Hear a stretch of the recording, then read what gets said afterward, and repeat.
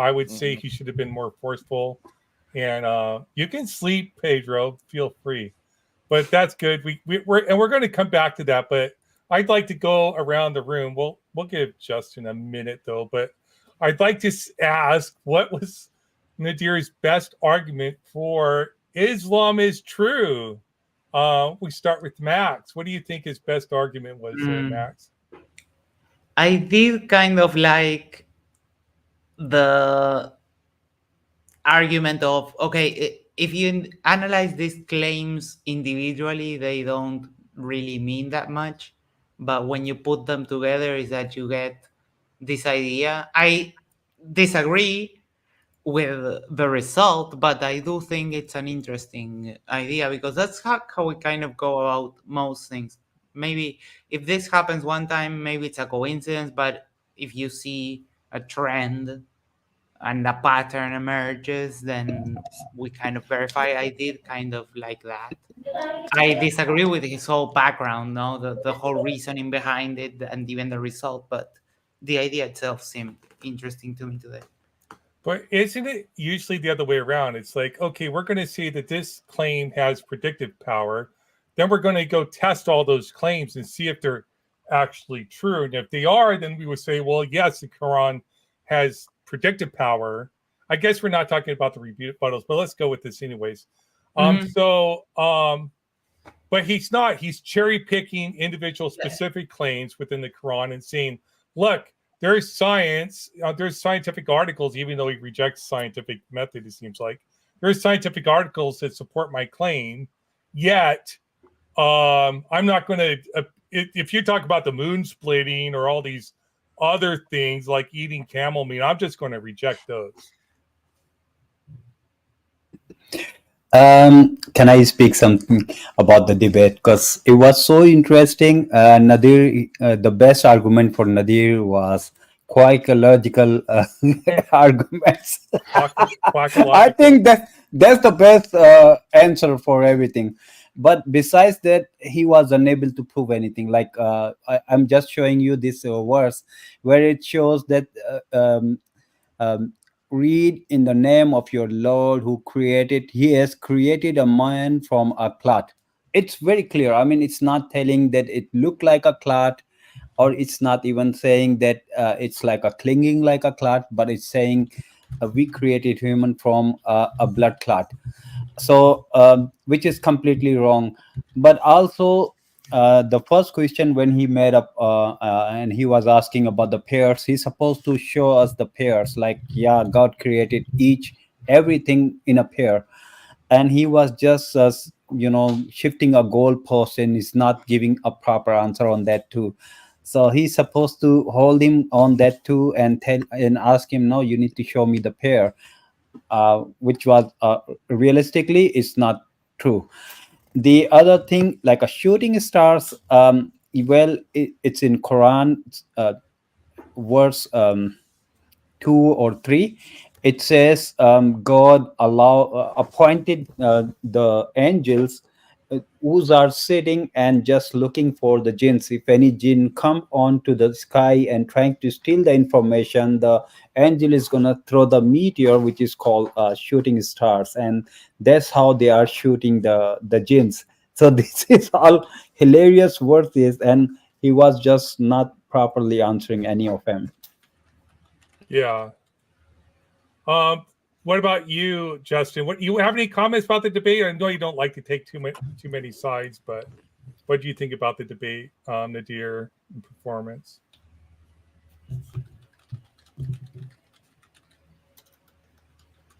You're muted. You're muted.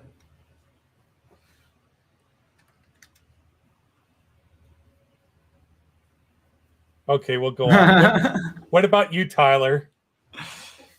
The the best argument that Nadir put forth was how Jesus didn't die on the cross.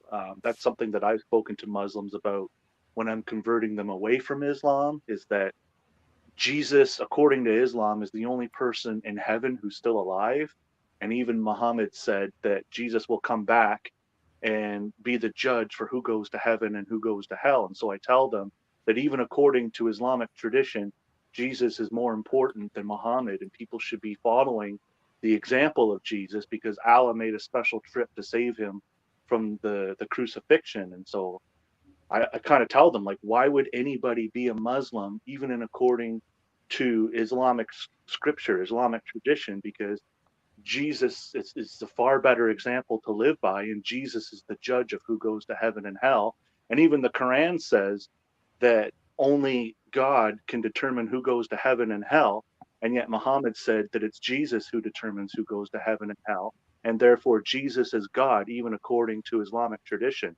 So I like that he put that out there because it helps me, because that's my rhetoric for getting Muslims away from Islam. And you know, I'll tell them, even if they don't want to embrace Christianity, they can't do worse than Islam. They can convert to anything else or become atheists, but Islam is definitely the worst. And I really like that he put that out there because it helps me helping them, because I truly believe that Muslims are the first victims of Islam, and rescuing them from that horrible culture is definitely a service to them and the rest of humanity.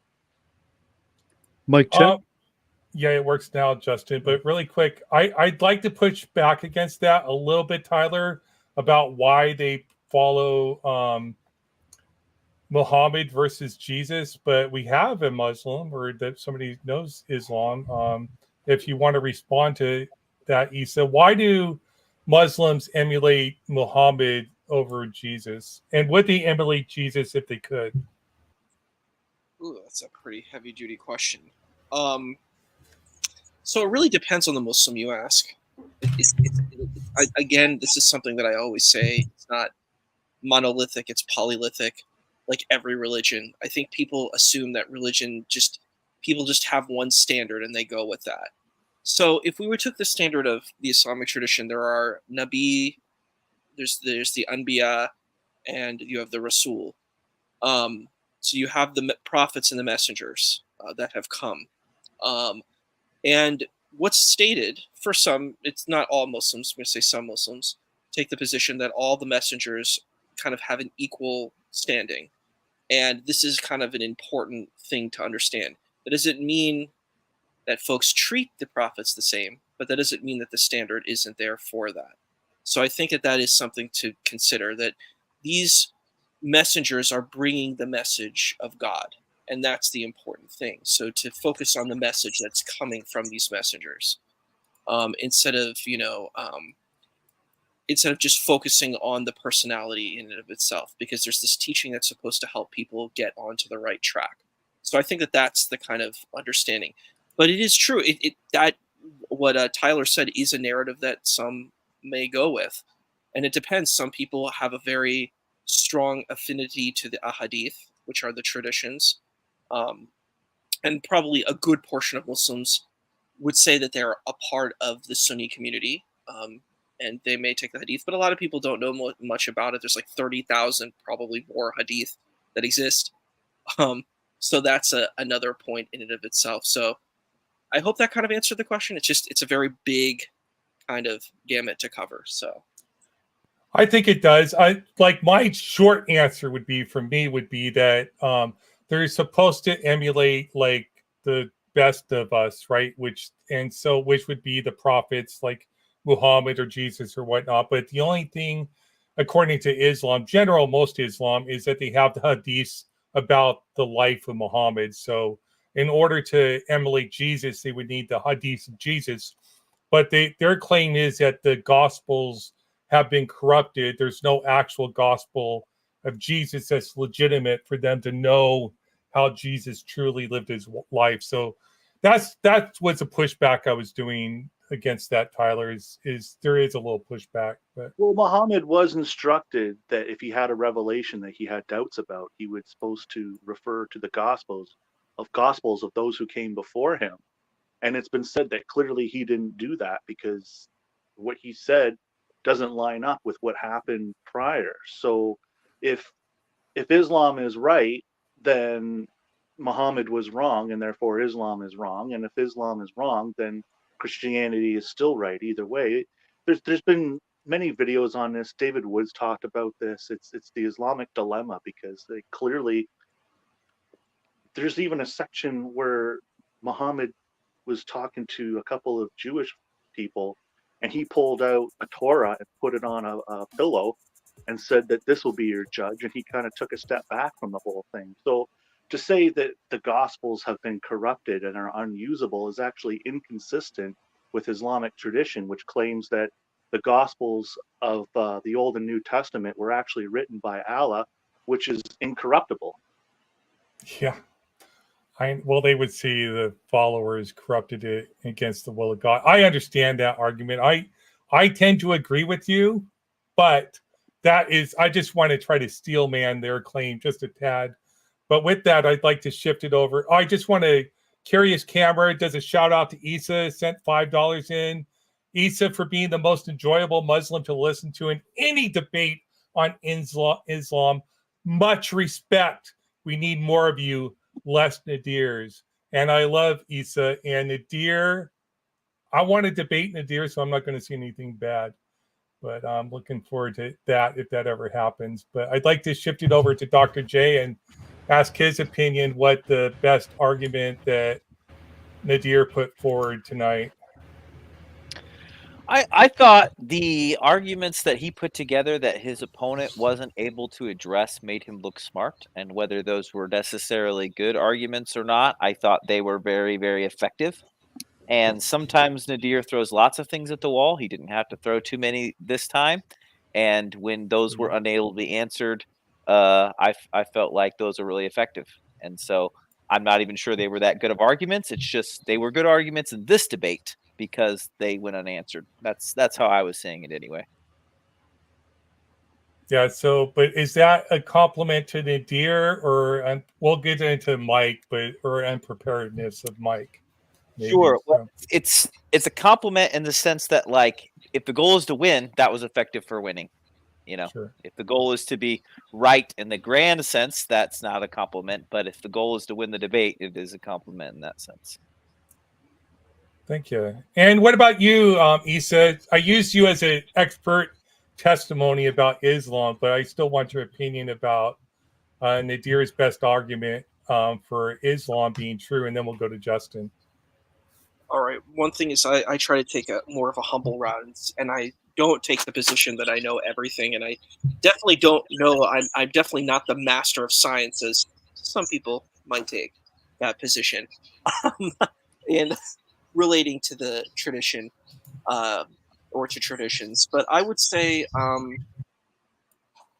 it was hard. I think first and foremost, I'd have to say about the way what was effective and efficient wasn't exactly the arguments. It's that not Nadir or Nader is extremely charismatic. He has a sort of charisma that he's able to kind of. It's even hard for me to say that. He has this kind of charisma where he's able to kind of get points out. He's able to kind of dominate the stage. He's able to do these types of things, and that makes him look extremely proficient. So it's definitely kind of an echoing of Dr. J. If there's a specific thing that I'd focus on, I don't personally find it to be a convincing argument, but I'm going to say it's the best argument for the debate here. And it's a debate art tactic that you'll see many Muslims use, which is the tactic that the Prophet of Islam, peace and blessings, is this person who did not have access to certain information, but was able to provide this kind of advanced information.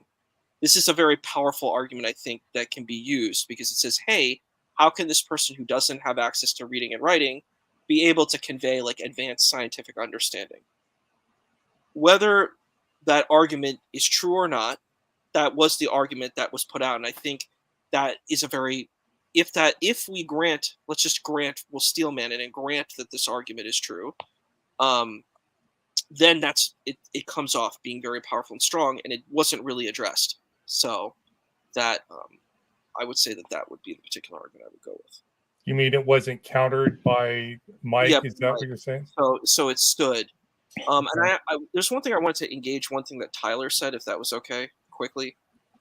Briefly, because I want to go to Samir, who's new to the stage. But go ahead, if you want to. Tyler had brought up the position on the previous texts, like the Torah and the Injil, the Gospels. I always find this a very strange argument that a lot of Muslims try to say that it's false. There's actually an easy way to get around it. You can say, look, it's all true, but God knows and I don't understand what it means. And that helps you escape it. If you don't take a literalistic approach, you can circumvent that argument easily. The problem is that you're dealing with people who are literalists. You have people who say, well, the text says this, thus the text means this. And they don't take a humble approach, thus they face this situation. You could say, hey, it's spiritual, it's metaphorical. I don't understand what it means, but God said it's true. I'm not going to challenge it. If you take that approach, I think you can circumvent those problems, but it doesn't seem like a lot of people want to do that. So that was it. And can I just respond to that really quick? Because briefly, and then we'll move to Samir. I'll just say I fully agree with that assessment, actually, because I mean, Muslims do it all the time with the concept of abrogation. So you can just kind of say that back when Jesus and Moses were doing their thing and Abraham, everything's been since abrogated. So I fully agree with everything that Isa just said, and I appreciate it. Good. We get left on a positive note with that exchange. Awesome. Welcome to the stage, Samir. I'm not sure if I've talked to you before. Why don't you give a short introduction of who you are, and then you can let us know what you thought of Nadir's debate and his argument.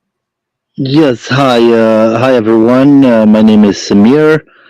I've been in modern day debates before, and honestly, I would say I failed in my experience in appearing in modern day debate, and I realized like pretty quick that debating was less about your ability to provide evidence, but I felt like that was some kind of debating skill, which in my opinion is not always honest. And please don't take it the wrong way. There is a lot of deception involved in debates that I came to learn, and today was like a little different case. I realized that, I saw that Mike was very willing to listen and not objecting every time just to for the sake of objecting, and the approach that Isa had today, in my opinion, is a very good approach. And whether you're a Muslim or not, I believe that any honest person will give some credit to what Isa says. And he says, he only mentioned few scientific miracles in the Quran. And when I talk about deception, you mean Nadir, right? Nadir, yes, sorry. So when I talk about deception, for example, like I would like somebody to honestly answer me this.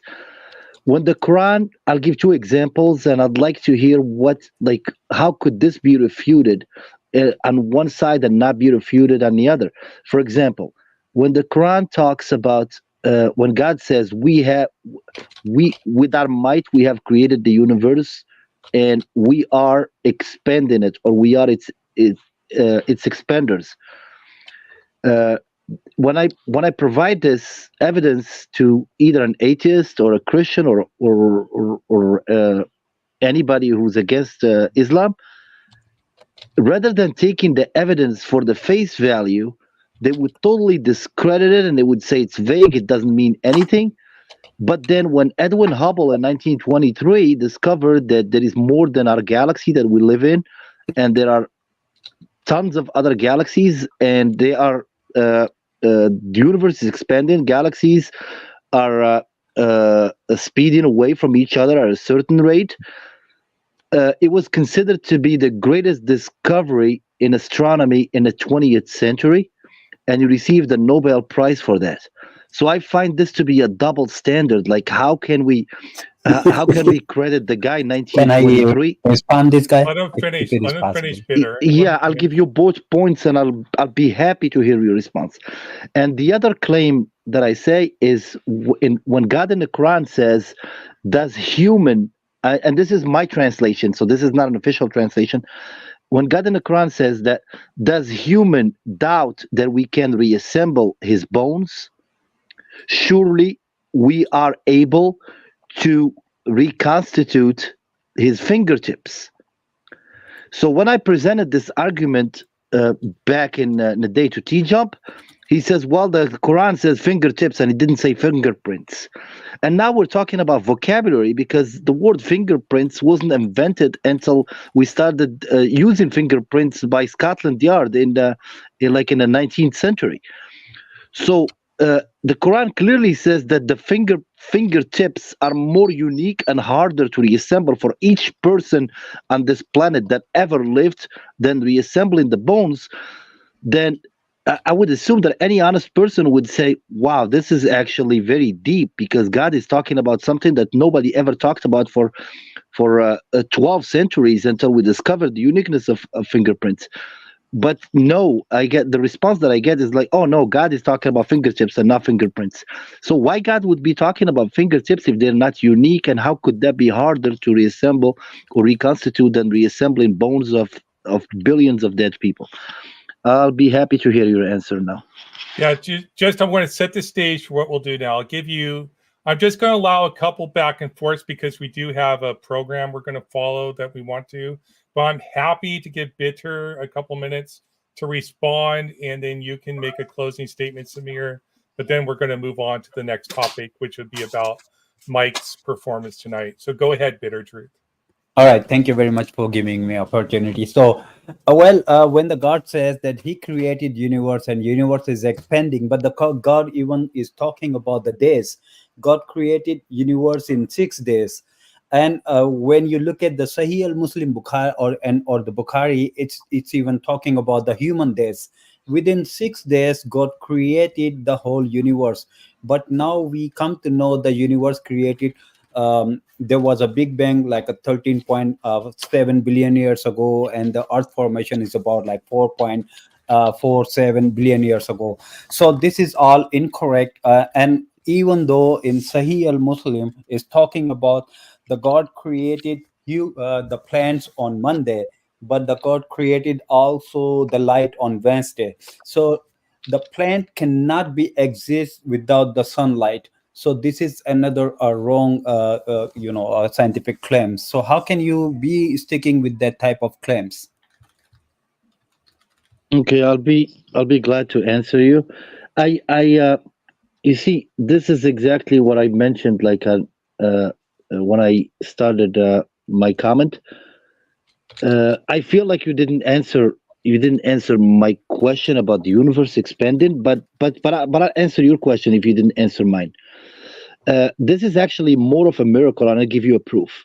You know, when Einstein talks about the speed of light, you know, the experiment of speed of light, you know, the theories about the speed of light, we talk about 1 day or 1 minute or 1 hour or 1 year would not be the same for all perspectives. So we talk if somebody travels at a close of a speed of light and his twin brother stays on Earth, when he comes back, his twin brother would be like very old and he would still be young or something, or stories of the sort. So you got to understand that the Quran mentions days, the regular days that we live in, and God also mentions that one day in God's world or God's heaven is equivalent to 1,000 years of what we experiment.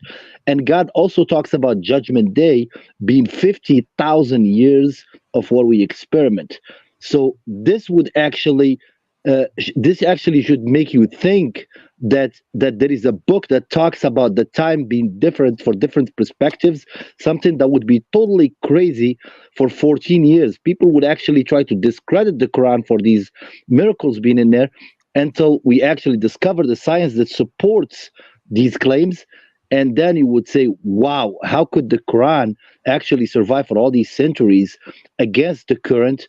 And now we discover that a day could mean more than it means now. So, but I'm still wondering, when God talks about expanding the universe. Really quick. Yes, I think sure. that come to a close, but we're going to move on to the topic. That sounds like a good prelude, like some foreshadowing for a future debate between the two of you. That would be a wonderful debate to hear, but this isn't a debate tonight. We're just doing a after show about the debate we watched. So if you want to just wrap that up, Samir, And then I'm going to Yeah, let sure. I Earl. apologize. No, no, I understand. I understand. Sorry, this is my first time joining you guys, and I'm happy to be here. And Anytime. thank you for being patient with me. So I just wanted to make these points. So my main point is that debating is more of a skill and more of a game. There is politics involved. Like when I say politics, it's like a game. You gotta sometimes. I noticed that you might have to ignore the points that your opponent is making. You might have to deceive the audience. You might have to pretend that he's wrong when you believe he's right. And I can't do that. I'm like, honestly, when I debate, I'm totally honest. If somebody convinces me of something, I would be convinced. And that was my presupposition that if I convince someone, they would be convinced. And then I realized it's far fetched from that. So I'll stop here and I'll let you take the episode I to appreciate what it belongs. Thank you, Samir. But stick around because we have more to talk about the debate we just watched. I'm sure other of these type of topics will come up because I do have some questions to spur some conversation also. But I want to give Earl, she was there moderating modern day debate. Now she's here moderating the live chat here. What was your opinion of that? Nadir's argument. What's that? You can stay neutral if you want. It was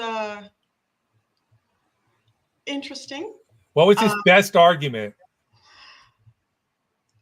Best argument? Yeah, his best argument for is Islam is true. I can't answer that. That's okay. They were all bad. They were all really bad. It really started to make me like squeak and you know, like danger Will Robinson sort of in the chat when he started talking about how, you know, Muhammad has the cures for AIDS and shit like that. I was like, no, like we can't, this is misinformation. We cannot be posting this. Like, this is awful. And, you know, so when he was trying to share his screen and stuff, I'm sitting there going, no. That got me the most animated, I think. Because he didn't seem to understand what a cure was. So. Yeah, and I have those questions in our to talk about too, but yeah. We'll get to that too. But yeah, he I agree with sorry, I was not paying attention to who exactly said it, but how like he's very charismatic and talks real big and talks a lot, and so he sort of just steamrolled over Mike, and Mike didn't seem like he came with all his ducks in a row, so it was very easy for him to sound good, but what he was saying was ridiculous. But in terms of his as a debate strategy, I suppose it was effective, I guess. Okay, it's fair. I just want to shout out to Pedro HM for the 25 Brazilian reals. I think I pronounced that correctly in my English version of currency. It's about $5 US to people are curious. I had to look it up. How many reals are in there in dollar? But anyways, thank you so much, Pedro, for that super chat. Anytime, buddy. We're here to entertain and hopefully bring you all some information. With that, I think Justin has something he wants to talk about from the moderator's point of view. So you have the stage, Justin. Yeah, so from the moment that Nadir joined the Zoom meeting, the first question he had to know was, where were my views? Right up, are you atheist? Are you Christian, Catholic? What do you? And my answer to him was, I'm a modern day debater or a modern day moderator. Like that's my position. I'm a professional fence sitter. Okay, if I can stay on that fence without leaning one way or the other, I'm doing all right. The Wits It Gets It debate that I recently did not too long ago, if you look in that comment section, some people think I'm a flat earther. I consider that, hiding my values right there.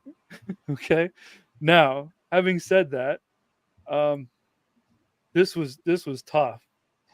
So the chat was eviscerating me for like not getting in there and They really keeping were. Nadir on topic. And I'm perfectly fine with the I look like I'm wearing an Edgar suit, or that I should be fired, which, by the way, I don't get paid for this. But all of that is fine. It's funny. It's cool. Whatever gets the chat going, man, go for it. But from where I was sitting, Nadir was attempting to defend his position. So, by the way, there was also a big discussion at the start of who would go first, because Nadir did not want to go first. He wanted Mike to go first so he could respond to Mike. But since Nadir had the positive claim, it was technically his to go first. Anyways, from where I sat, Nadir was trying to defend his position that Islam is true by showing scientific fact, or whatever you want to call him, just saying, I'm putting myself in his shoes now, right? That's the argument he was making. So there wasn't anything for me to jump in and claim off topic there. He was using things from the Quran to prove that they were scientifically accurate, and therefore if science is true, Quran is true. Fine. I mean, I can't sit there and say, Nadir, I don't like your argument, so pick a different one. Like, that's not my job. Mike brings up the crucifixion. So as the guy who's supposed to be challenging is Islam true, he wants to go to the crucifixion, but he was asking specifically, what does the Quran say about it? So that's when I think the chat really went crazy. Get him on topic. Get him on topic. It's like, first of all, it was Mike's question of sorts, or he put it out there, right? And it was from the point of view of the Quran. So as far as I was concerned, it was pretty much on topic. To my understanding, the Bible is talked about in the Quran. Jesus is mentioned in the Quran. So there's going to be a little bit of overlap. So I did what I could. I let it play out for almost half the debate before I went, all right, we've been here. Can we go somewhere else? And they kind of did. I mean, I felt like Mike was asking the same question multiple times, accusing Nadir of not answering, even though, as the moderator, I would argue he answered. May not have been the answer that Mike wanted. It may not have been a really good answer, but even though Mike asked several times, what was the question about the Quran? Did Allah, how do you know the Quran is true? And Nadir didn't want to answer at first. He's like, I don't want to answer that. I don't want to answer that. He did ultimately answer. Was it a good answer? That's not my decision. So the comments can go nuts. They can call me whatever I want, call me for being fired, whatever. I'm fine with it. As far as I'm concerned, they weren't dogpiling on top of each other. And it's a topic that I think is mildly interesting. I mean, everyone's super familiar with Christianity. We're all ignorant on every aspect of Islam and the Quran. So it's can be a little hard to follow, and we probably all need to look at it a little more. And that's why we have friends like Isa here to explain shit to us. Right. And now Samir. Thank you. Now Samir, who also super chatted several times. So both Matters Now, Ozian, Isa, Samir super chatting. Bitter Truth, I think he sent a super chatter 5. There's a in question. Case, there's I a did thought. the best I could. Keeson sent a message is sort of pertinent exactly your moderation. And I think you did moderate this. And Nir was constantly calling out specific people from past debates. He's just being the debate bro. Even to the point he referenced a specific timestamp to the second of a previous debate. Yeah, so again, he came into the Zoom meetings talking about those debates again. Asking me if I was team Aaron Ra or team Matt Dillahunty. He wanted to know where I stood and commented on those other debates. I said I was familiar with him from his Matt Dillahunty debate. And that's all I said. I did not say or comment on who did good or whatever. Yeah, what was the question? Oh, yeah. So he called them cowards. He was claiming victory amongst over everybody, even in the Zoom before we even started the stream. He was, no one can touch me. I feel pretty good. I'm in a good spot. And I was like, cool.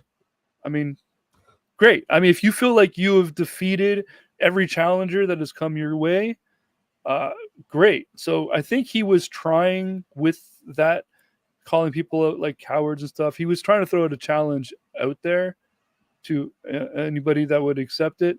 I did my first super chat. At the end, he kind of, I mean, coward's one thing, but then he started using word like douchebag and stuff. And even despite how you feel about the person he was talking about, we do try very hard at Modern Day Debate to make sure all of our debaters feel welcome to come and share their point of view, whether you like their point of view or not.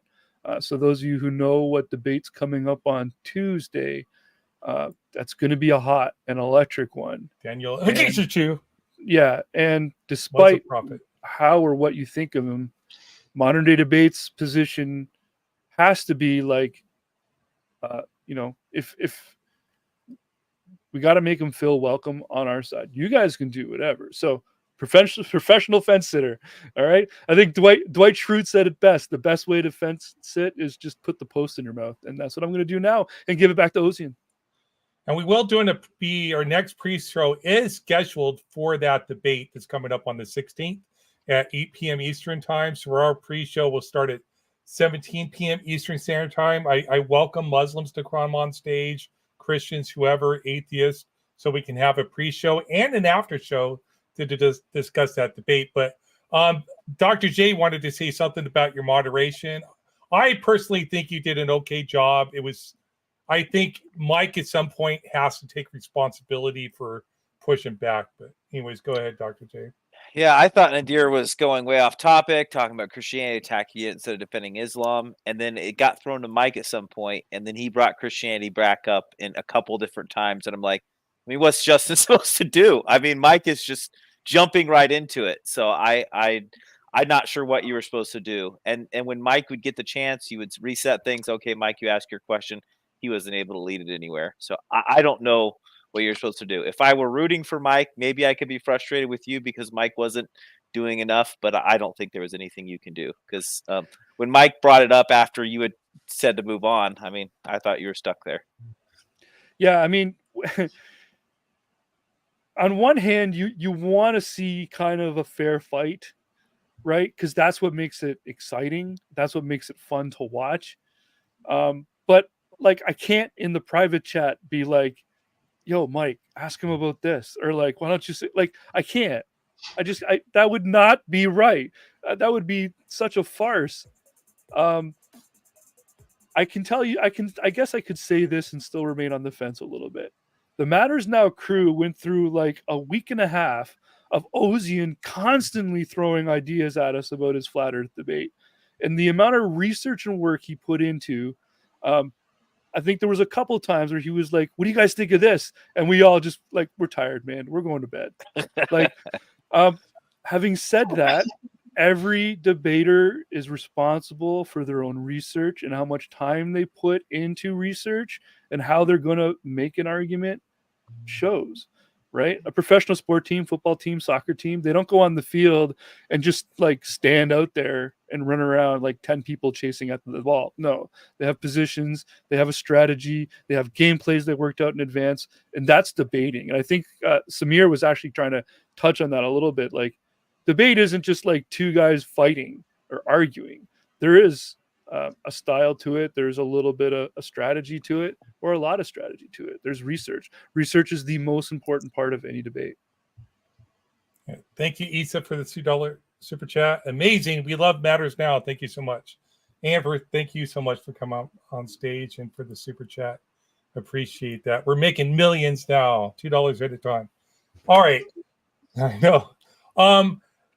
We could go around the room and talk about Mike's performance, but I think we sort of even like talked that to death too. Like, if somebody has like, what's the best argument that Mike presented? There were two times where it seemed like he actually woke up and like had something to say and was all excited, but by then the debate was over. So. Hammond, $2 super chat. Thank you very much. Our after shows make debates like tonight bearable. That's what we're trying to do here. Anyways, Anybody else have? I mean, Mike's debate strategy, I think, was just to ask for evidence that the Quran was true. And Yes, some of the questions were, I mean, if he would have asked them to me, they were kind of malformed, because he was asking Nadir to justify that this book is from Allah, and I mean, there's no there's no evidence for that. I mean, that's one of the things that you need to take on faith. There's no way you can justify that in a quote unquote scientific. I know that word tonight has been bastardized a lot, but he tried doing that. I don't think it was the greatest avenue, but he tried a bunch. And then he tried to Mike, I mean, right? He tried to go into the philosophical argument, but Nadir shut that down really quickly. As soon as a couple of the philosophical arguments came about, Nadir went away from that particular conversation really fast. But I think it's mostly maybe a lack of practice on Mike's part about on how to debate.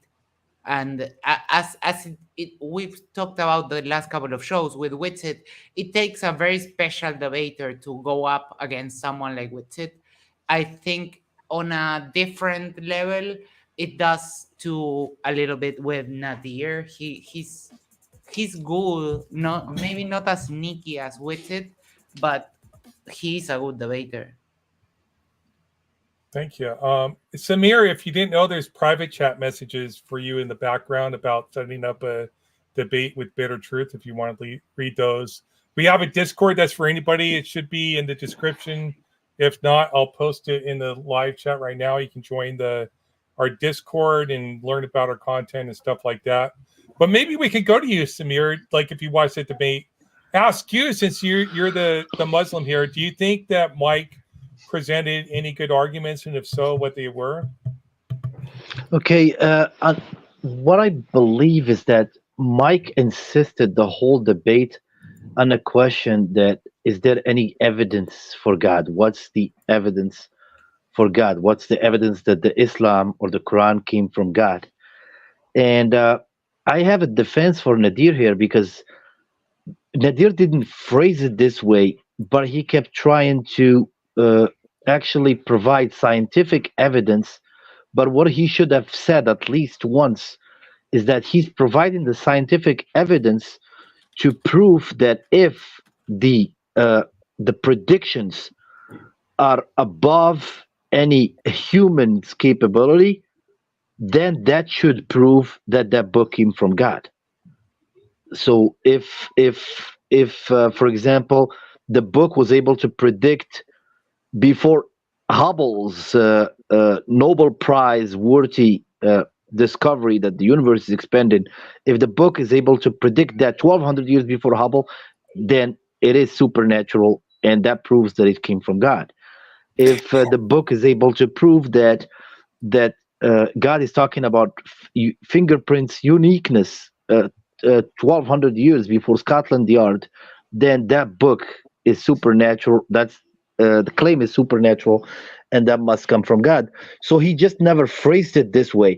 But then, so you, I mean, as a token, fair, the yes. question is which one is Mike arguments good? I mean, you've already expressed these things about Nadir's arguments, and I think we all sort of agree that is what Nadir's argument was, and that was his best argument. And I think most of us agree that on style and on presentation, that Nadir probably won that debate. I don't think that's really that controversial. So, like, what would you say was Mike's best argument?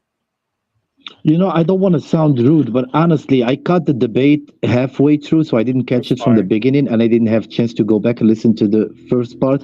But honestly, from halfway through the show, I came in like right before the super chats, or maybe 5-10 minutes before the super chat started. I didn't feel like Mike presented any good arguments from that point. If he did before I arrived, I didn't hear any. But I wanted to say this. I wanted to be fair to uh, to everyone here by saying this. I believe that Nadir was wrong, and I would tell him in his face. Uh, I'm not gossiping about him because I'm actually defending him. But I believe he was wrong talking about people that weren't there. I'm sorry. This is a previous point you talked about. Uh, because in Islam we cannot talk negatively about someone who's not present because they're not there to defend themselves. So I believe he was wrong by doing that. But then at the same time, I'm also split because the people that he mentioned kind of are very when I listen to their debates, and especially when I listen to them on their own channels, they kind of attack Islam like some very vicious attacks and like almost insulting attacks. So Well, they're I'm kind not of here either to defend themselves. So, like, no. I'm not saying so. I'm wondering if that's the reason he believes that he can do what he would what he did, because I wouldn't. I'm saying this, and I wouldn't attack them if they're not there. So I hope me saying this is not an attack. no, that's fine. I personally like Matt Dillahunty and Aaron Raw for different reasons, not necessarily because I think they make the best arguments sometimes, but I like their style and their approach to some debate topics and stuff like that. But that's just me personally. But unless somebody else has something else to talk about with Mike's best argument, I'd like to just I haven't gone yet. Is it Yeah, okay go if I ahead. go? Yeah, All right. go, you said. All right. So I think his best argument was it's a point that I think is always important. I really don't like this tahrif argument that keeps coming up, and I don't think it's textually based. I think it comes from a space of literalism. But basically, it's this idea of saying that the texts are corrupted, because when in Nader or Nadir's position, he kept talking about how the Bible is corrupted. This is a problematic space if you believe that and I said this earlier on, if you say the Holy Scriptures are from God, and then you go and blatantly attack them over and over again, this creates a problem. It creates a serious conundrum, and I see people doing this, and it's not a good tactic for Muslims. Also, the Quran says, don't attack other people's God, because they will attack your God. So I'd say it's very dangerous to go down that route of trying to attack these scriptures and say that they're false and they're fake. I think it really hurts Nader's position in a deep way. And I feel when Mike went after it, I think it's a strong space, just like Tyler was bringing up before. It's just don't go down that route. It does not help you. It doesn't make your position look good. It just makes you look kind of like a bully, and it's not good for your position, the Muslim position. I think a lot of people should just stay away from that tahrif argument. There's not enough good work on it. There's not enough research on it. Just because it doesn't look like it fits what the narrative, better to stay away from it. So I think that was Mike's strongest position in bringing up the Bible and saying that that the Bible is the Bible confirmed by the Quran. So I think that was his strongest argument. Can I just Okay. chime in before we Yeah. get too far along? I would like to address something that Ozian said about how it's his belief that Nadir won the debate.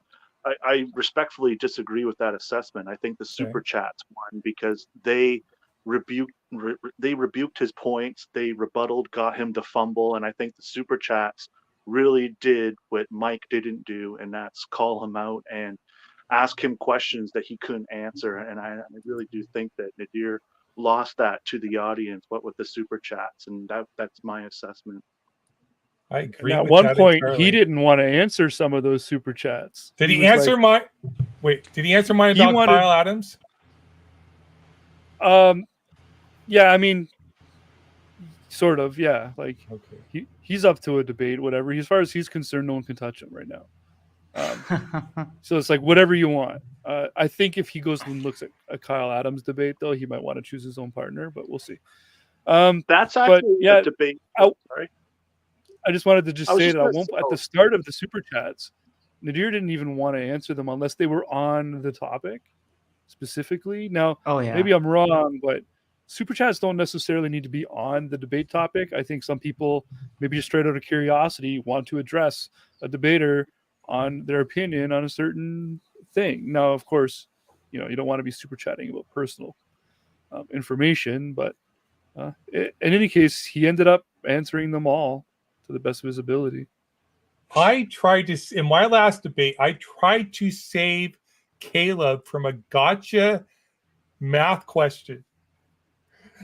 And he distrusted me so much that he answered it incorrectly. And I had to explain to him, dude, he asked you what's the first derivative of 3x raised to the third power was. In my head, I'm thinking it's 9x. I would have been wrong. It's 9x squared. 9x squared. But at least I was closer than 81. He really wanted to, like, he was, what's that phrase? Cut off his nose just to spite his face. It was so funny. But yeah, I don't know why I even went there, but sometimes the super chats can be they're not part of the debate. They can be off topic. I don't think it's totally fair, but I think the best part of the show was the first part of the super chat. Once it got to the Quran question, though, passages from the Quran, I sort of I'm done with this. I'm starting the live over here. This is just going nowhere now. Anyways, but 11 comments. I do have another question. I want to move it on because we've been here an hour. But I want to talk about some of the things that were claimed, like the zoonotic diseases.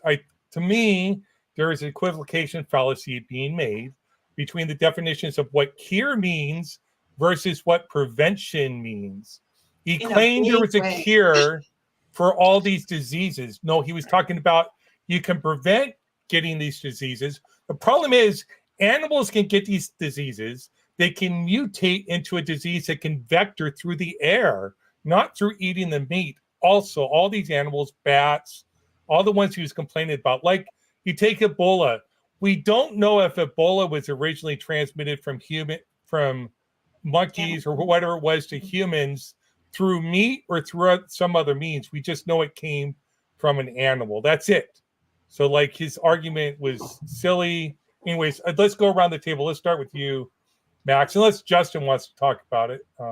I'll just throw in that I feel despite Nadir having great English, I often just suspect there's just a communication issue. I don't know. Yes, obviously it wasn't a cure. It was more of just his point should have been the Quran speaks of a way to prevent, right? I'm not saying he's right. I'm saying I think that's kind of what he should have been saying. Using the word cure, I don't know if he was purposely using that word to get people hair to raise on their backs or something, or if he was misusing it. That was my only point on that. And I've seen him use this argument in other debates, so I let it roll. Yeah, he seems to have a fundamental misunderstanding about virology. That it can, when a virus bounces from an animal to a human, he seemed to think that if we just stop eating monkey meat, then they'll stop being this virus. But once it makes the jump, it proliferates through humans. It keeps going. It doesn't just stay within that one human, and then multiple humans have to eat multiple bits of monkey meat for all of that to happen. It doesn't work that way. And so for him to make a claim that he had a cure, it's his English is very good. I don't think that it was some kind of language barrier misunderstanding. I think that he was purposefully being less than honest and conflating the terms purposefully. That's how I felt about it. But because the way that he was making it sound was if we just stop eating monkeys, then it'll all go away, and it's just not how it works. Well, he did explain how he was using the words. I don't know if you heard that, Max. Maybe you want to. Yes, I heard it, and prevention's the mother of. He mentioned other cures which were not cures; they were preventions.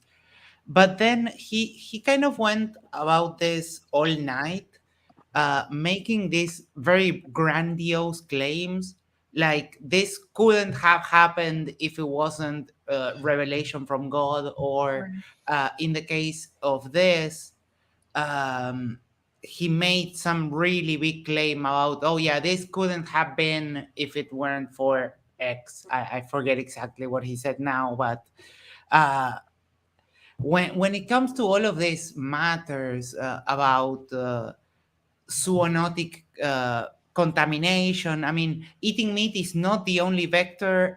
There's many ways in which those jumps happen between species, and it happens in the wild between species who clearly don't have the same relationship as we do with animals.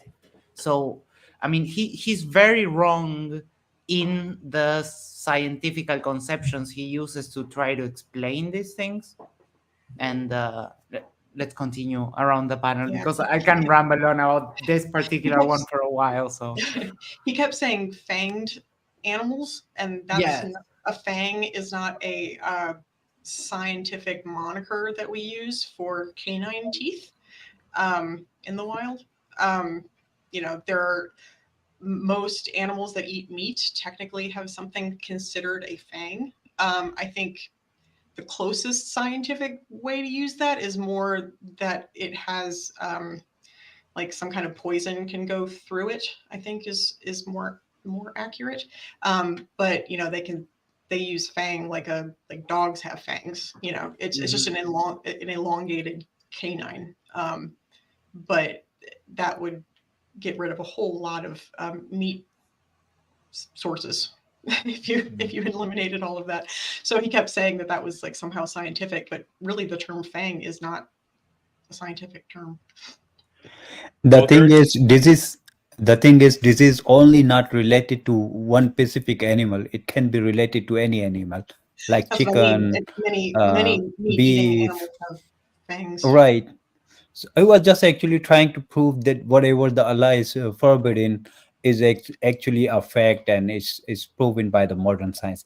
That's what he was trying to say. But I defeated him on Ghalib Kamal channel a while ago.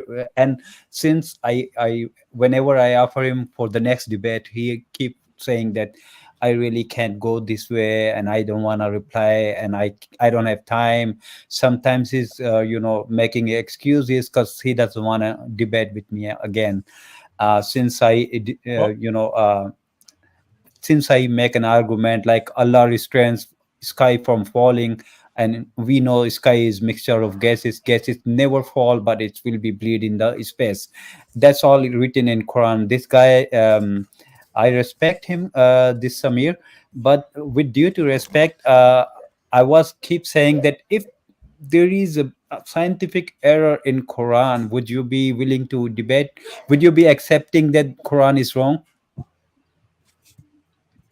Okay. First, let me tell you that the Quran says that to every sign there is an appointed time. So, what you might consider an error, I mean, I'm happily to talk about anything that you're willing to talk about, but I just want to point this out. Whatever you might want to consider to be an error is just could be something that has not been, the science time uh, uh, has not arrived yet to be revealed. So, like I said earlier, for example, for the people that read in the Quran that the universe was expanded for 1200 years, it meant nothing. No, you just And sticking one thing. I ask you if you please can just tell me. Quran says the God created the earth and the heaven and mid between of that in 6 days, and the Hadith is also telling us the Quran, the God is created the universe within the 6 days, and it's telling us the human days: Monday, Tuesday, Wednesday, Thursday, Friday. How can you be reinterpreting and telling no, this is a God days? No. So and the other thing, God created plant first, and then God created sun later, after 2 3 days. This is again a wrong, completely scientific error. So how can you I be taking that as a fact? hold that response because I think this would be a good debate topic if we want to have a debate on the channel or monitor I debate would love to. or Yeah, I would somewhere love to. else. Yes, please. Okay. We can set that up here maybe in the future if you guys want to. But I would really like. I know I let it go on for a couple of minutes there. I love the interaction, but I'd like we have a flow for this specific show a little bit. We try to go around the room. I know it's more boring than the fight, but anyways, I'd like to get Tyler's opinion, then Dr. J, and then we'll go to you about the zoonotic disease if you have a response. Yeah, Tyler. I have the punk shell. All right. So I just wanted to say, because this is kind of on topic with what we were talking about earlier, and I didn't get to share this, but Nadir's debate style, and that particular claim pertains to this, is something that I've noticed in the vast majority of Muslim apologists when they debate, and that's that he knows he's got a core audience that's listening to him and either hits the mute button or turns down the volume or just kind of tunes out when the opposition speaks. So he can make any claims that he wants, that something is a cure and therefore a preventative cure, or that he's won every debate and everybody else is cowards and they ran away because it cannot be defeated. And he knows that core audience is him in the chat. and he knows that core audience is going to listen to him saying that and not listen or even acknowledge any pushback or opposition. And I think that was just more of the same from him and from Daniel and Muhammad and so many other Muslim apologists when they debate. And it was just more of the same is what I saw. Thank you. Yeah, I have an argument, a syllogism for that. And it goes like this. If an interlocutor declares that they've won a debate during the debate, then they've lost the debate. Nadir claimed he won the debate within the debate. Therefore, Nadir lost the debate. Which one of my premises is false, Nadir? Did he say he won? I think I heard him say we can end the debate or the debate stops here.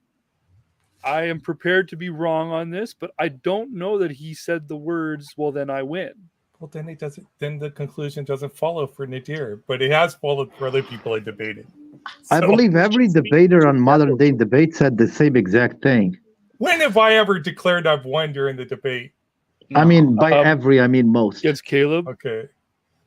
Well, after the debate, I did debate. I'm pretty sure during the debate, you said, oh, well, then I just win. I think it was somewhere around the times, and it had something to do with the math comment, I'm pretty sure. However, I was only 50% paying attention to that one. Again, I'm always happy to be wrong. That's why I said on the fence. I don't mind. Like, he was annoying to me. I prepared for his annoyance. Don't need to be on the fence. Well, I want to go to Dr. J with this. Like, is it dangerous? Like, let's sort of shift it a little bit. Is it dangerous to make these type of equivocation fallacies about disease prevention and cures? Well, the trouble I have with this, and this happens in Christianity too, is like, what if we found out someday that these diseases don't come from this at all? And it's completely, we've been wrong about how disease works this whole time. And now we're saying all that was baloney. Is Nadir going to suddenly say, wow, I made this claim about the Quran predicting this and I was wrong, and now I'm not going to be a Muslim anymore? He's absolutely not going to do that. No. So therefore, it just seems a little bit disingenuous, because, when we talk about relativity or this scientific thing that, most of us don't even understand. Listen, if all that changes someday, are you going to dump your religion? You're not. So you don't actually believe in that much. I don't think. I highly doubt it. That's what you're really finding as evidence, and the reason that you believe it. Because if that evidence changed, your belief wouldn't change. You just find another way to get around it. True enough. Thank you, Dr. J. Well, most Muslim scholars agree with you here. Just so you know, the most serious and knowledgeable Muslim scholars, the real scholars that we go to for the religion, they actually take your position because they say, okay, that seems nice, but we're not going to go that route because we're a religion of faith, and we believe, and we take other evidence to believe in what we believe, and we're not going to play the science game because the Quran is not a book of science, it's a book of signs. So most Muslim scholars agree with what you said now. But why God, say, claim like a science? There is a science. Why the Muslims, people, the Muslims, they are promoting the science from the Quran, and the Quranic science is wrong, like embryology. A lot of things are incorrect, and there is a lot of discrepancy. Why they are promoting that? Well, isn't it fair to say that it's mostly lay people? I think that's what Samir was saying. It's the lay person who's making these type of arguments usually, and not the scholars who are actually like the theologians when it comes to Islam. Or isn't the problem, the Dr. Zakir Naik? He's a scholar, and he is promoting science from the Quran. Hmm. And Well, then He's not a scholar of Islam, though. He's a medical doctor. That is his specialty. I always bring this I'm up. People are highly like, suspected on his degree as well. well, then and then that's you're fair. just That's a appealing. fair point. I coined a new fallacy: appeal to fringe science. So if you're appealing to, this would be appeal to fringe scholars. If you're appealing to somebody who's actually not an expert within that field, then you're appealing to an authority figure that's not actually an expert in that field. And if it's not scholarly consensus within that area of knowledge, then we would consider it fringe. So it would require more support than just one person's claim. Like one physicist says that modified Newtonian dynamics is more likely than theory of relativity. We don't throw out theory of relativity because one scientist claims that it's false and Mons is true. It takes more than that just to overturn the scholarly work of Islam, Christianity, and the I like. wanted to pitch in one The thing appeal about to that. quackery? What? Appeal to quackery. That's what was said. I want to pitch in one thing about what engaging bitter truth. The point is that we see this particular person, this kind of charismatic person on the stage. He's learned, and he follows this other kind of approach of the South African speaker named Ahmed Didat, and they do this type of tactic where they've learned they've memorized a lot of the Bible, and then they repeat these biblical passages, but they actually don't really have a scholarly basis on the Bible. These are not people who went to seminary and studied Greek and studied Hebrew. That's the kind of track you have to take to become a biblical scholar. You don't just go and get a King James book and open it and memorize it. And I feel that if you want to do the same diligence, this is a lot of Muslims say you need to learn Arabic, you need to learn tafsir, or tafasir, you need to learn ahadith, you need to learn all fiqh, jurisprudence, you need to learn all these sciences. Well, I would then put it onto these same people. They need to learn the Christian sciences. I don't think Nader Ahmed is an expert on Christian sciences. He's read an English translation. He's kind of charismatic. And then he speaks on these things that he doesn't understand. And the thing I'm sorry, I don't mean to jump the bus. He threw Jesus onto the bus, which I think was horrible. I'm like, dude, that you're just kind of crucifying yourself. And he's saying, well, we believe in Jesus, but I'm going to take these words and say, look at the Prophet of Islam. So he's better. And I'm like, dude, you shot yourself in the foot, man. What a terrible move to do. But I'm sorry, I didn't mean to digress the conversation. I'm just like, no, that's fine. We could go a little bit off topic, but I think unless somebody else says something to talk about the zoonotic diseases and why considering equivocation fallacy. What about you, Samir? Do you agree? I think you sort of answered it too by saying that he's appealing to stuff that the scholars wouldn't appeal to. Would Islamic scholars say that it cures HIV? I believe that it was. I like to believe. I mean, this is honestly what I believe. That it was a poor choice of words, because he did use the word prevention, but he said a preventative cure, which really doesn't make a sense, because prevention and cure are two different things. But what he meant to say, in my opinion, is that it's a prevention. Prevention is better than a cure. So basically, his point was that if you do the prevention, you don't need to get to the cure. So that's what he's trying to say, and I believe it was just a poor choice of words. You don't Can I think he jump was into trying to be dishonest by making an equivocation fallacy? He was sincerely, because he did bring up both points. Do you think he sincerely thinks there's some conflation between the understanding of the two words and he just made a mistake? Or he does know a cure is different from prevention? Because he did seem to make that clear. And when he first said a cure, he was intentionally putting that idea in people's brains that it can cure HIV rather than prevent. Well, it can't prevent HIV now. HIV is transmitted between humans. You just don't have sex or blood transfusions with people with HIV, and you'll be fine. But would you agree that you can get more HIV and more Ebola from the source?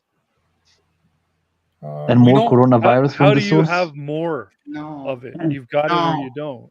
Can I say something? Okay, so if people continue to eat bats, is coronavirus gonna become a bigger problem in the world or no?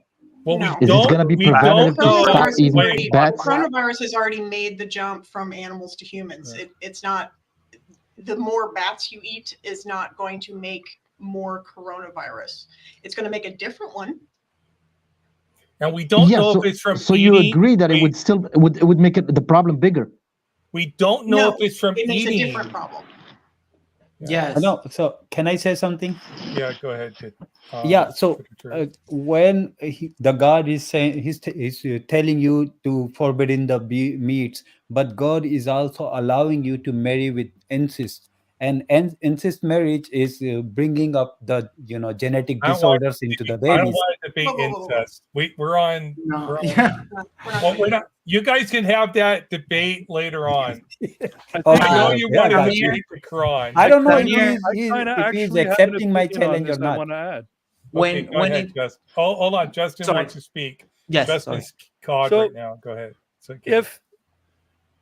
If bat was a meat that was widely desired by a large population, it would become regulated. Bats would start getting vaccinated.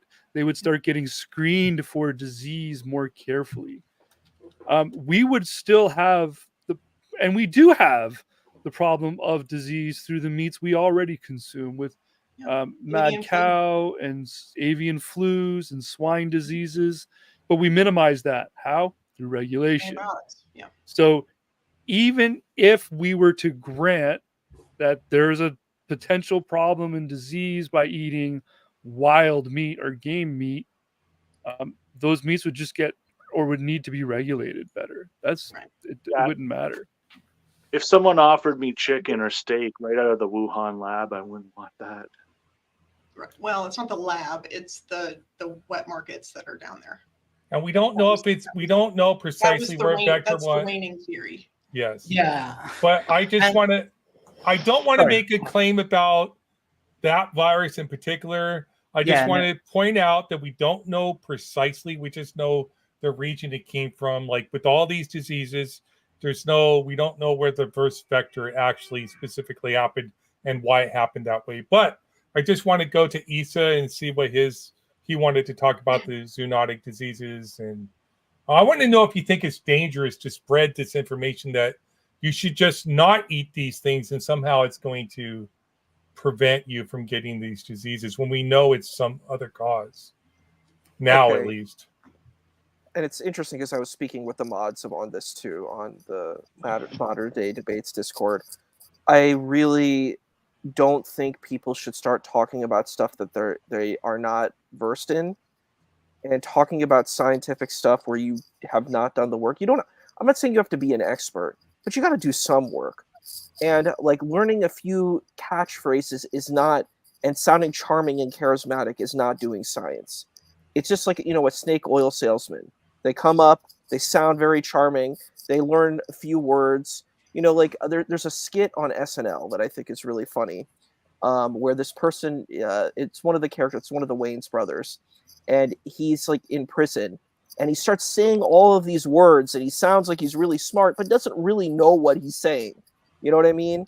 And there's a movie called The Princess Bride too, where one of the characters says, you're saying something, but I don't think you know. What you think it means is You're not what using it words. actually is. I don't think it means what you think it means. Yeah, exactly. I don't think it is what you think it means. And I feel this is the problem. You learn this rhetoric, you learn how to be charming with the rhetoric, but that doesn't mean you know what you're talking about. And I feel this is deeply problematic with these types of things. This is very deep stuff. This type of thing about the transmission of disease. I actually have been taking like public health classes and a part of my social work program and my therapy stuff. So we learn about the portal of transmission of disease. This stuff is complex. It's not just some simple type of thing. And just reading a Wikipedia page on it does not mean you are now qualified to talk about it. And I feel that this is the issue where you're like, well, I want to defend Islam. And I think that's fine. You can defend Islam, but stay away from this type of issue. A lot of this stuff is very vague, you know, there it is, correct. And sometimes what people do is they draw a bullseye. They have a point and then they draw the bullseye around it and say, look, I have the truth here. And I'm like, no, what you did is you took something and you drew a bullseye around it, or you tried to, you know, like fit this narrative, like retcon it and fit it into Post-hoc. what you, yeah, post hoc, exactly. You're trying to fit the thing back into the situation. So I'm just like, don't do this type of argument. That's one of the things that I just am so sad about is this Islam, Islam is scientific. I agree with what Samir was saying about the situation of the Quran is not a scientific textbook. So don't try to argue it as a scientific textbook. And I've said this even in my conversation with Dr. Wood. I'm like, no, this is a big problem. And what you do is you take away from the text. I don't think we should make the Bible into a scientific book. I don't think we should make the Quran into a scientific book, the Tanakh, the Bhagavad Gita, Mahabharata. We shouldn't do this because what you do is you kind of minimalize from the text and take away from the argument that the text is even trying to present. It's because what you're trying to do is trying to make yourself look special and smart. And it falls flat for people who Isa, do I'm research and curious. I'm curious to Yeah. ask you about what you just said. What you said earlier about being well versed about something before talking about it. I wonder if you meant that for both parties. Oh, of course. I will totally grant that. I do not have any issue granting that. I think it is true. If you're going to talk about the Quran, you should probably do, some work on that. You know what I mean? And not just get like going to answers in Islam and just say, oh, I'm going to copy and paste answers in Islam and then say, here's my argument. I do think you have to have integrity and work hard to do it. And we're not perfect. We're going to be flawed. We're going to make mistakes. I think that's fine. And you should be accountable when you do make mistakes. We're human. That's fine. But I think we also should try to have diligence and integrity to do the best we can in engaging these points. Yeah, I personally don't try to debate theology. I will debate atheism versus theism, like the general concept, like foundational beliefs, but I don't debate theology. I'm not an expert in Christianity or Islam. People do much more work into that.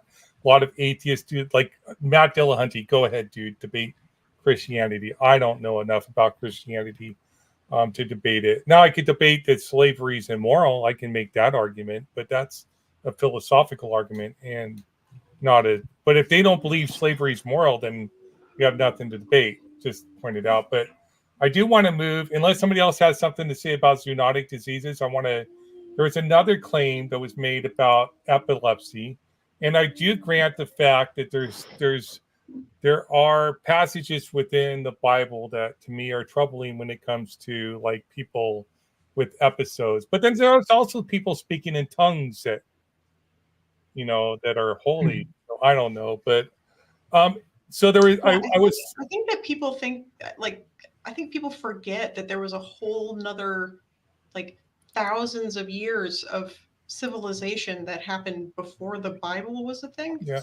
There was some guy in chat that was driving me fucking nuts that kept saying the hand washing thing that Nadir kept bringing up, and that hand washing wasn't a thing until Muhammad made it a Yeah. It's like the Egyptians were famous for their bathing rituals.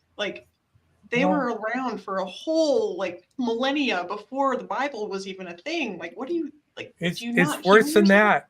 Nadir argued that the Pharisees demanded that people wash their hands as a ritual before they ate food, and that Jesus said, "Don't do it."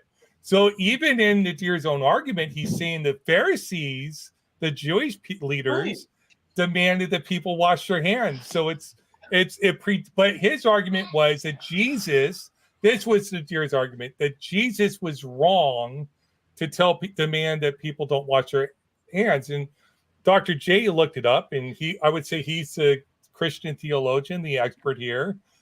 It's more of an expert than I am about Christianity. Let's just put that far. And what did you find? What's your conclusion about? I think it's Mark 7. So let's just say if I was preaching a sermon on that, there's no way the moral of the story would be to quit washing your hands. That is not what Jesus is trying to say at all. It's just complete misrepresentation. No, but I 100% agree. I'm sorry, Ojan. I hope I pronounced your name correctly.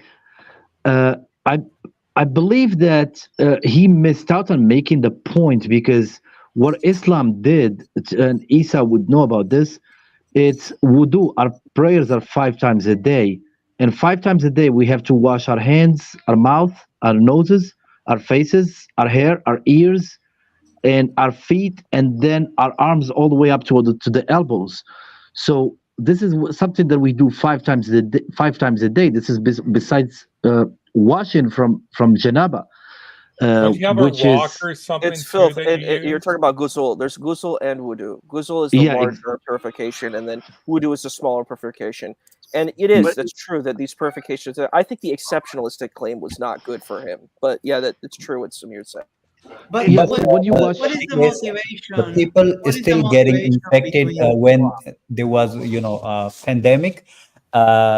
There are scholars, a lot of Muslims, they were infected by COVID. So even though they claim that we are hygienic, but they're still getting infected. So it doesn't matter if you say that my hands are washed and clean. Well, I'm They're sorry. Do using you the have Francisco, same. numbers? They're I'm using the sorry. Do you same have water numbers to source. support that? It's not going to be very helpful. well, you don't get that Well, illness from clean hands, but I don't want to talk about that specific illness. YouTube doesn't like it. Question. So I let's do Can I have move a just on. question. I'd like to hand move raise? on. Okay, go ahead, Max, and then I we're just going want to to. say that the What's insight the you motivation for those getting clean before the prayer? Why? Okay. Why do they do that? Why do they do that? Number one, it's hygiene. Number two, you're praying in group with other people, so you should be clean and smell good and smell pleasant, and your feet should not stink, and your breath should smell good, and you are discouraged from eating garlic or onion before the prayer, just to show you how much it regards the people that are praying with you. And theologically, you are also presenting yourself in front of God. So if you have to choose to be clean or dirty, presenting yourself in front of God, well, I'm pretty sure you would choose to be clean. there is a problem because you only wash with the water. You don't use soap. So how can you say that your hands are hygienic once you wash with the water? Well, let's ask somebody who works sort of like near the medical industry. Earl, when you're washing your hands, do you have to use soap to clean it? Yes. Okay. Now he's gonna say yes. No, I actually don't agree. No, Soap you do. is useful. You can actually use hot water or cold water even for a specific period of time. It's not as Yes. effective. It's not as effective, I agree, but you can. Muhammad claimed that Is water is can cure them. some water is running water is better, and hot running water is better than nothing. But so to be considered any kind of disinfectant, disinfected, needs some kind of solvent that breaks down the oils in your hands. Okay. This You is something that definitely I've need a seen soap, or many times you you where definitely need a soap or something to wipe off the bacteria and the germs and the viruses. If you don't use that, and if you just wash with like a regular water, you're not gonna able to wash this down.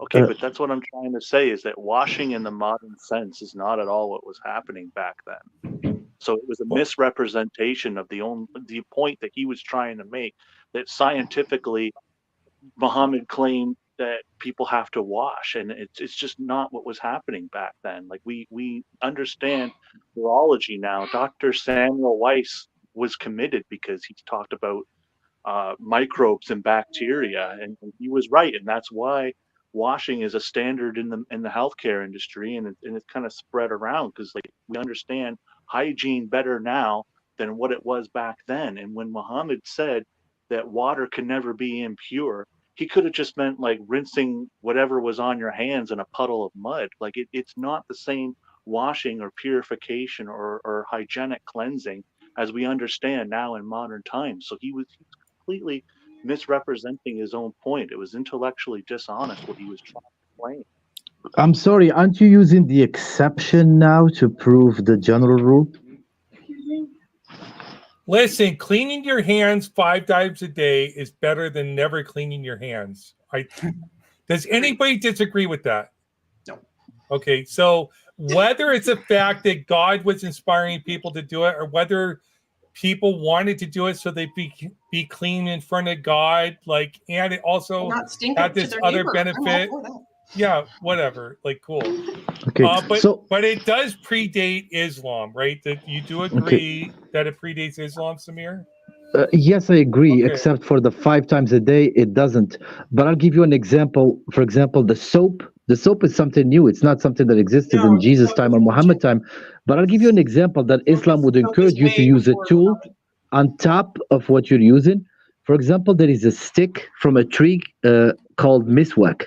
Isa would know what I'm talking about. It's a little stick.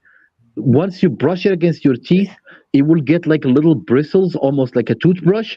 And now scientifically, it is proven that it has very beneficial, a lot of benefits for the gums and for the teeth, and Again, this is wrong. antibacterial and everything. So that same stick is still used today. This is So we are completely wrong, encouraged to use the tools. No, Well, no, this is There's this a is again wrong. wait. I looked it up. I fact check shit. I do. Yeah. So the first soaps were made in 2800 BC. Were they inspired by God to make soap and use soap? They used fats boiled with ashes to make soap that would like cleanse your hands. So early soap was made in 2800 BC. So 4,800 years ago. This is beautiful. I'm glad you said that, because this is exactly what I talked about when I first came in. I have people who were wondering if Muhammad ever existed 1400 years ago, but the same people don't have any problem with literature that talks about soap 2000 years before Jesus, means 4,000 years ago. I don't have problems accepting that Muhammad existed, Jesus existed. I have more reason to believe Muhammad existed than I do Jesus existed, but that's because the claims are more modern. We have more historical references for one than the other, but that's a totally different argument. Like, you could doubt that you exist if you want to. You can be a global doubter. Like, there are people that are solipsists. I don't want to argue. We're not going to go into What I want to argue is the Egyptians were able to figure out that what would cause epilepsy episodes with humans because they had somebody with like a brain injury that they could wiggle it and make them go into epilepsy shock. So they sort of understood the epilepsy happened in 1700 BC. They had people with a brain injury. They could see the exposed brain and initiate the same epileptic episodes. There's also other created braces. Yeah. Oh no, I didn't know that. Like teeth braces, I think you mean, right? And predating that, the actually other groups categorized the different types of epileptic episodes, but they thought that they were caused by different types of spirits. But that's just another thing. Like they would do ritualistic cleansing to try to cure the epileptic episode. But that's just the problem with not understanding, not having a good methodology to explain how things happen. The fact that Islam calls to treat people good who are suffering from illness is good. That's great. Wonderful. Islam. Good for you. I mean, good job, Muhammad, for doing that, if that's what he did. But I'd like to go around the table. He didn't do that. What did he didn't do that. Even though the hadith is talking about if you don't have a water, you can use a sand to make a wudu. So it's never talk about the soap, or it's never talk about. I'm talking about epilepsy. I'm talking about epilepsy. Oh, okay. I'm sorry. I was just away. I just got. Yeah. So soap was invented in 2800 BC. I'm moving the topic to epilepsy because he made this claim about epilepsy that Muhammad, but really it was an argument against Christianity because he said there's a claim in the New Testament where they treated people with epilepsy or this foaming at the mouth and shaking as if they were suffering from demonic possession. But the Catholic Church has a method for determining if somebody's demonically possessed versus having epilepsy. They still believe that these could be signs of epilepsy, like real actual things that should be treated for, or demonic possession if none of the treatments actually work. But so the Catholic Church never treated everybody with epilepsy as if they were possessed by demons. So there. I'm done ranting. Like, let's go around the room. If people want to discuss epilepsy, any like arguments and complaints? I heard some stuff about epilepsy, about Muhammad, how he was receiving the verses or wahi from the God. He passed out and he was snorting like a camel. Do you have any evidence, first-hand sources? It's in hadith. Yeah, it's in hadith. That's so right. you're saying hadiths are first-hand historical accounts? All right, it's written in hadith that when he passed out, he was making snort like a camel. I can bring up. Yeah, he was snoring like a camel, like a snoring young is not camel. an epileptic seizure. People snore. He I was snore. Yeah, he was like making noise like a camel. Okay, that's not epilepsy. That's what I've heard. Okay. Epilepsy is like when you kind of have like a seizure, like when there's like heavy lights and stuff. That's what epilepsy is if you're not right. sure. So it's not like sleeping, and I think that's the point of what Ozian's saying. It's not like so I'm going to hold you to the same standard I would anybody else. If you're going to say that Muhammad had epilepsy, why does it matter anyways? Where's your evidence he had epilepsy, and why does it matter if he had epilepsy? So I've heard that there is a hadith. It talks about Muhammad passed out. He has ringing ears before he passed out, and then he passed out. And when he wakes up, he says, "The God he sent is some verses." So ringing ears is epileptic, right? No, ringing ears is not epilepsy. You can have ringing ears because you got hit by something, because you ate something bad and it made you sick. Tinnitus. And made you tinnitus, but tinnitus is typically long term. There's going to be all types of causes for ringing ears and making somebody pass out. That's not epilepsy. Epilepsy is not something that happens once and you get the doctor decides you have epilepsy. Like somebody can have seizures once or twice without having epilepsy. So epilepsy is like a brain seizure. Your body shakes typically for most people. There's like 4 or 5 different types, and you start foaming at the mouth in some cases. And so no, that's all happened with Muhammad. When he passed out, he's throwing the foam and his body is shaking. That's time in hadith. Happening once is not epilepsy. Since he born. Since he was a child. So since he born. So this hadith, whoever wrote the hadith, followed him his entire life and recorded every time he had a supposed seizure. Right. That's all written in hadith. So how old was the author of this hadith? When they wrote it, and what year was it written? So I want to know what year was this hadith written? Who was the author? What year was the author born? What year was Muhammad born? And what times did Muhammad have these seizures within his life that he was able to record it, then document all of his seizures throughout his life? Just curious.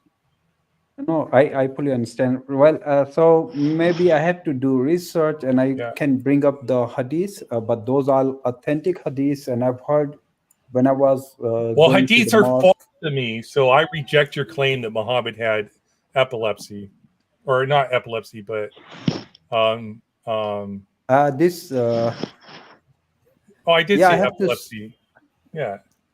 Can I just so epilepsy only when he passed out and his body is shaking and is throwing like a foam. That's the signs of the epilepsy. and he was born with that disease, and he has having a lot of episodes. That's all about. Yeah, I Who got you. diagnosed him with it, and who On diagnosed that him with time, it? So you have yeah. one So hadith that claimed he did a thing, and that's your evidence that he had the thing. there is a sequences, hadith sequences, like a more than one. But I have to check, and I can come by next time, and I can show you. Yeah, Can I I just want That's jump all I in for can a say. second? Yeah, Because I got to go to bed, so I'm going to wish you all good night. I got an early morning, Okay. and I just wanted to say once again, this matters now. After show was better than the debate that we were actually discussing. So I thank you all very thoroughly for having me and allowing me to be part of this. You're all wonderful. Have a good night. Well, thank you so much. Hi. Thank we you. could- Have a great night. Thanks, Tyler. We could talk about it later because I'm going to hold you to the same claim. But we only got like 10 more minutes left, and I got a juicy topic for the last 10 minutes, so we're probably going to leave it without like coming to any type of conclusion. So when I say 10 minutes, I mean you guys. I'll kick you off stage in like 9 minutes so we can do a closing. But anyways, okay. So and it is about slavery. So, and I've always had a problem with this. So, to me, a slave cannot consent. So, it doesn't matter if you treat them nicely, they're not consenting to be a slave. Yeah. And somebody who's a slave can never consent to marry you. That would be like rape to me. So, I want to know, like, around the table, and maybe we just go to Samir and Isa first, since they're the Muslims here. Maybe, and to like explain to me how that's okay, even if it's a softer, nicer, gentler kind of slavery. Okay, I realize that I'm the one that drag my words the most here, so I'm going to try to be fast about it. Okay. The hadith that Nadir quoted earlier is that the Prophet has instructed people to free the slaves and then marry them. Once they're free, they have the choice to accept or not, just like any free woman would accept or not to marry you. So you're not forcing anyone to marry you. Also, about having the slaves in the first place. When Islam first came, it didn't, for example, it didn't forbid everything at once. So, for example, for alcohol, first it just told people not to pray while drunk, and then it told them to stay away from alcohol, and then finally forbidden alcohol. When Islam came about slavery, it first told people that they had to release their slaves as kafara if they did something against the religion. They had to release the slaves, and then slowly until Islam instructed people to free the slaves. And the Prophet said, "How can you claim someone to be your slave when their mothers gave them birth as free humans?" So it was just staged to that. So if somebody doesn't know, we'll just quote things from the early Islam and ignore things from the late Islam. So This you're is saying, wrong again. I'm sorry. so you're saying later Islam condemned slavery entirely, indentured, and when I say slavery, I mean indentured servitude too, because I think indentured servitude and slavery is the same thing. I don't Yes. make a distinction between the two. I'm sorry. Could you repeat the term that you used? Indentured servitude is where somebody sells themselves to be like a bond servant, where they don't have the opportunity to breach that contract at will, because you can never sell away your rights and liberties to a job.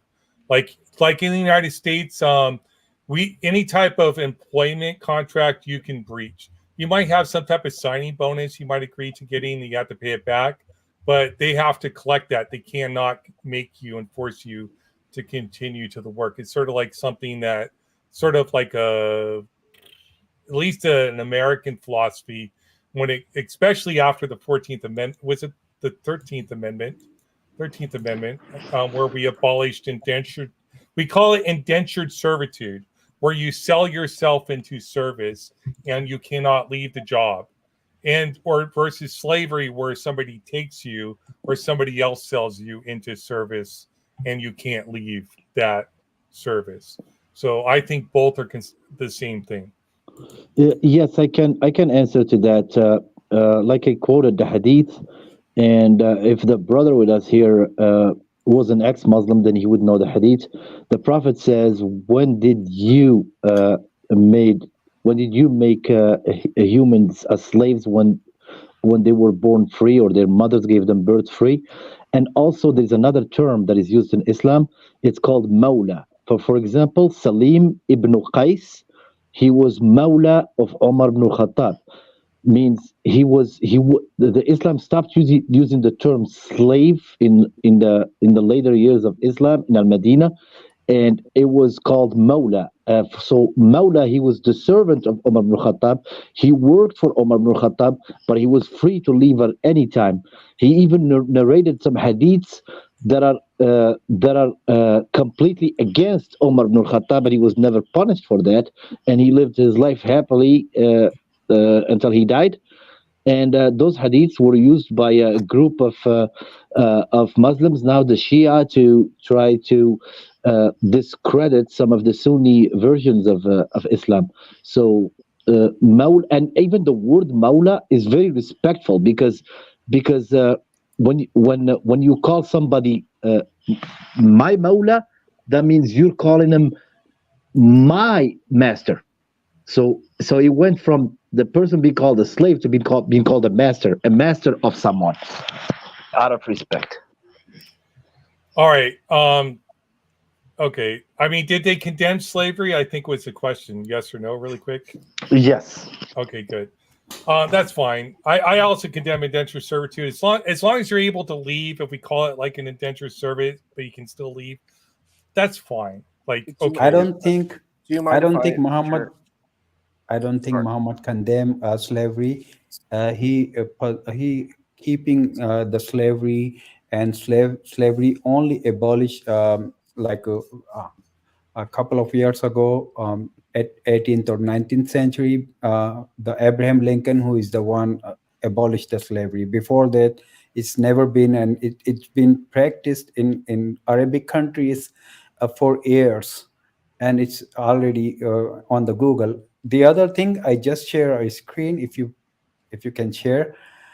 That's where you can see abstract, and it's telling about the Muhammad was epileptic, because based upon the hadiths, those hadiths I was talking about, it's mentioning a lot of places that it was suspected that he had several famous religious figures who allegedly suffered from epilepsy. Early Greek chronicle I don't know why Theophanes. this matters, anyways. Like, what does it matter if you Okay. did or didn't? No, I was just showing because you That's said. fine. Let's Okay, I got you. post in our Discord. I'm I'd be sorry. curious to Your read it. evidence is they suggested probable. Yeah. They suggested probable. Look at these two terms, and it will tell you everything about this article. Okay, I want to respond to a question that somebody had really quick, Issa. Unless you want to respond to that question, you want to respond to the question and say what you want to say, Issa. Go ahead. Okay. Yes. The answer for that is that is what indentured servitude is. It's if you basically you're put into a space where you have there's some feedback. If you have a loan to someone and you pay it back by doing work. So that's how I would answer it. And so basically what it is it's like a temporary slavery. So the idea is you will escape the slavery, but while you're in that moment, you're a slave. Is that fair? Yeah, I think any employment or service agreement where you cannot breach the contract for service, that it's slavery and it's wrong. So, anyways, I hear you. What So point did you have to make my before we close it out? point was it's about I think the focus that we need to understand is there feedback? Do you hear? Yeah, I hear it. I'm not sure if it's from you. Sorry, it was probably me. I was unmuted. Sorry. Okay. Yeah, because I'm like, I don't think it's me. I tried muting myself too. I was like, I don't think I'm the thing. Okay, now it's better. Basically, the situation is, I think we have to understand there was like a phasing out. That was the idea that yes, there was enslavement of people, but there's this idea of the phasing out of it. And I think we have to understand and be contextual that we're dealing with historical times. I think what we're not understanding is we're not living in the conditions of the past. I do think it was interesting that Abraham Lincoln was brought up, because you can also take William Wilberforce, who was a little bit before that, who was working on in the UK, because they had enslavement of human beings in the UK and they phased that out. And there are other spaces where they had phased out and got rid of enslavement of human beings, which is definitely problematic. But we have a lot of societies, and it's like, this is the idea. Can you change something like cold turkey? Can you just transform something in 1 minute? Or do you need to face it, like a procedure, like a progressive process of changing from one place to another? That's a question one could ask, ethically speaking. But I think that's the argument that I think one could make in this, and the space that Samir was bringing up, that this is not something that was just loved and promoted, but it was like, okay, this is a reality that we're in, and we need to kind of transition out of that as in the best way as possible, Okay. So, yep. All right, we need to do closing show notes, but I want to give everybody a chance to say goodbye, but really quick. So briefly. But I think, Samir, if you check the private chat, that Bitter Truth wants to debate you, and we can host that. But go ahead around the table. We'll end with Earl, Justin, then myself. Go ahead, Max. All right. Wednesday, we're starting my new show on Matters Now. Be ready for the promo, which should be coming out really soon. Wednesday, 9 p.m. Eastern Standard Time. And I'll see you around. Thank you. Thanks, Max. Bitter Truth.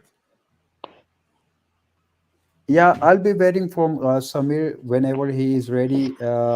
Just set up then the Yeah, time and sorry, the I just date, copied then. your email. Right now. Mhm. I'll shoot you an email. I'll be happy to debate you anytime. Just before you go to the closing, I just want to can I ask a quick question? We already started the closing. We were asking everybody I'm their sorry. Go ahead. credentials or whatever, where people can find them on the internet. Do you have anything Okay. else to say, Bitter? Then we'll give Samir a moment to close out. Okay, go ahead, Samir, if you want to. Just a quick closing remark before we end the stream.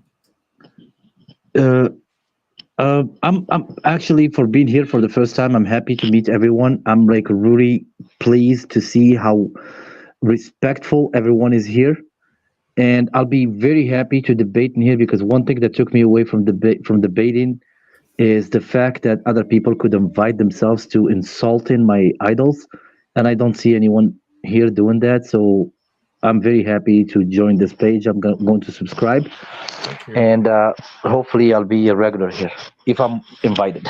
You are definitely invited, especially for the 16th for a pre-show and after show when David Ahikachu is debating a prostate prophet. Daniel Ahikachu, sorry. I hate that man. I always do that. I mess up names. I'd like Robin, not Robin Williams, Robin Webster. Thank you. Go ahead, Issa. Close it out. I want to remove people from stage that have closed out because it's background. I just want to say thank you so much. You can see me on the YouTube. I'm actually restreaming this on my YouTube too, and I'm always in the Discord for modern day debates, and I just really appreciate the dialogue. I think it's really earnest, and I just respect all the folks here and our deep dialogue and trying to be fair and open to all ideas. And I think that's the most important thing we can do. Thank you so much, everyone. Have a wonderful evening. Thank you, Issa. Dr. J. Hey, great to have everyone. Something Issa said as we close that I just encourage everyone to think about is the people that talk a lot about everything probably don't know what they're talking about, because when you become you learn a lot about one thing, you love talking about that, right? I love talking about the things I know about, the stuff I have my PhD in, but there's a lot of things I don't know about it. And the fact that I know so much about that makes me less likely to talk about the things I don't know. And I just encourage people to think about that, because we all can't be experts on everything. And I'd be leery of that. Thank you, Dr. J. Earl, you have some show notes or something, I think you said, about survey? No? Any closing remarks? No. Thanks for everybody for coming out and being civil and well behaved. Good little chatters in there. Thank you. All my favorite little babies. All right. Go ahead, Justin. I know you had something to say.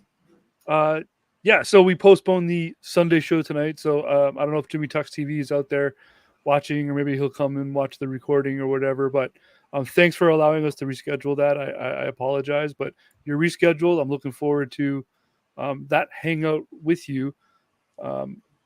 I do prioritize modern day debate over that Sunday show. So those kind of things might happen from time to time, but no big deal.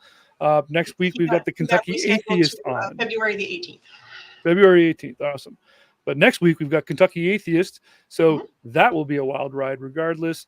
Also, I'm like 80% done with that feud night survey. So if the last 25 people that are watching right now were to like go into our description and click on that survey, we could book a game night. And I would like to get all the biggest people that we can muster in here to come and play that conspiracy / religious Family Feud style game, which should be a lot of fun. And Tuesday, it's going to be a big one, I think. I'm not moderating on Modern Day Debate, but Matters Now is hosting a pre-show and an after show as per usual. That's right, on the 16th. I've been on the closing of the last couple shows, said I was going to be on Fight the Flat Earth with Craig. He postponed it again. I'm not going to say until when, because I don't want to say anything, but I'll post something in the community tab before I go live on Fight the Flat Earth so people can come support Craig on his show where he debates flat earthers all the time. He's a little bit more punchy than I am in sort of his promo video where he punching fighting the flat earth. Anyways, a lot of the debate pro stuff, but I think there might be some problems with the beliefs there. That's a different claim though. But I don't have anything else to add except expect to see more shows about scientific papers I'm going to read. You might see Whitsitt on again because he said he wanted to come back to talk about these papers. We might actually limit the number of people on stage so we can have a more productive conversation, because I think having too many people on stage when we're trying to discuss those type of topics and get we're not very productive, I would say. Anyways, with that, I think we're going to close it out now. Thank you very much. Feel free to become a channel member. You can also send a last minute super chat of like, if you said $50 right now, I'll stay for another hour. I'm here. But sorry, I will not. Sorry. But with that, I'm going to call it a night, guys. But thank you very much. We're set to go over to Maya Atkinson for a quick raid over on her channel as soon as the stream ends. So stay put and let her know where you came from. Yeah, and these stages won't work with all these people. We have to make it welcome and opening to everybody, or we won't get these diverse ideas. Anyways, but thank you very much, guys. Bye-bye.